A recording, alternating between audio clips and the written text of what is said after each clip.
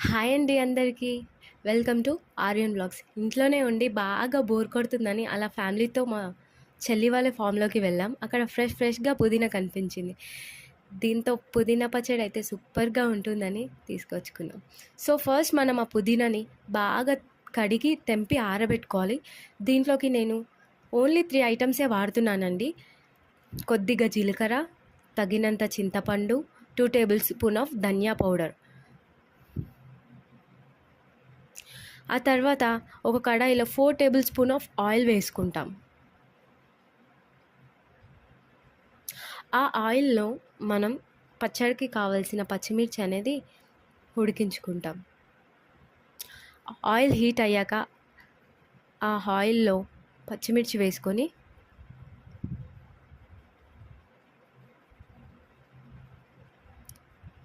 దాన్ని బాగా కలుపుతూ కుక్ చేసుకుందాం.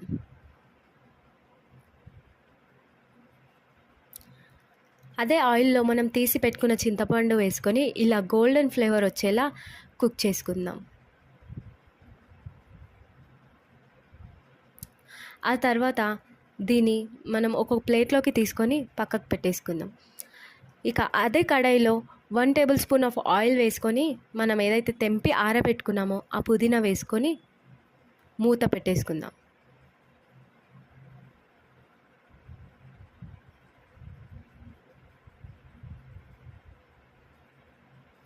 ఒక 5 మినిట్స్ తర్వాత దాంట్లో 2 టేబుల్ స్పూన్ ఆఫ్ పసుపు, కొద్దిగా అల్లం వెల్లుల్లి పేస్ట్,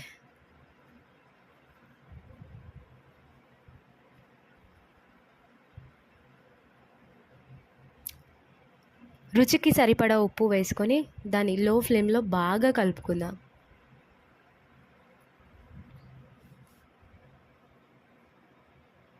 ఆ తర్వాత దానిపైన మళ్ళీ మూత పెట్టేసుకొని ఒక 3 మినిట్స్ ఇలా వాటర్ అంతా వెళ్ళిపోయేలా ఉడికించుకుందాం. ఆ తర్వాత మనం తీసి పెట్టుకున్న జీలకర్ర గోల్డెన్ కలర్ వచ్చేలా వేయించుకొని అదొక మిక్సీ జార్లోకి తీసుకుందాం. దాంట్లోనే మనం 2 table spoon of dhania powder, ఉడికించి పెట్టుకున్న పచ్చిమిర్చి, చింతపండు, 4 వెల్లుల్లి, ఇక మనం పుదీనా వేసుకొని బాగా గ్రైండ్ చేసుకోవాలి. ఆ తర్వాత ఒక కడాయిలో 2 టేబుల్ స్పూన్ ఆఫ్ ఆయిల్ వేసుకొని దాంట్లో జీలకర్ర, ఆవాలు, కరివేపాకు, ఎండుమిర్చి, శనగపప్పు వేసుకొని పోపు వేసుకుందాం.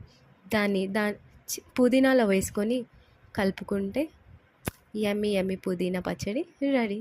Thank you.